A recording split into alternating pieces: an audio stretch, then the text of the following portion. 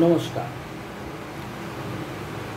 এখন যা বর্তমানে যা চারিদিকে যে তাপপ্রবাহ, এই তাপপ্রবাহ থেকে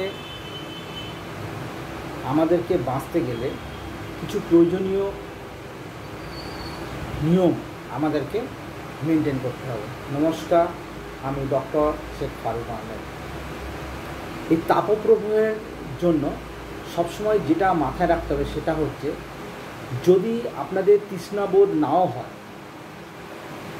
নির্দিষ্ট টাইম ছাড়া মাঝে মাঝে জল পান করতে হবে এবং সর্বদা পানীয় জল সঙ্গে রাখুন। সূর্যালোকে বেরানোর সময় হালকা রঙের ঢিলেঢালা পোশাক পরুন, কখনোই টাইট জামা পরবেন না। সঙ্গে ছাতা টুপি ব্যবহার করুন এবং কখনোই এই গরমের সময় তেল মশলাযুক্ত খাবার খাবেন না। তেল মশলা ছাড়া হালকা খাবার গ্রহণ করুন।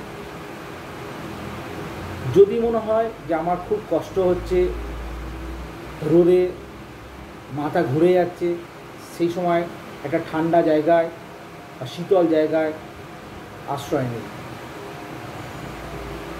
দুপুরের টাইমে একদমই বেরোবেন না। দুপুর টাইমটাকে যতটা পারবেন কম ব্যবহার করুন। সকাল ও সন্ধ্যে সেই কাজটাকে যতটা পারবেন চেষ্টা করুন।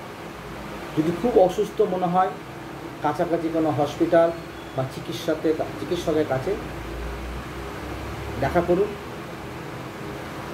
নমস্কার।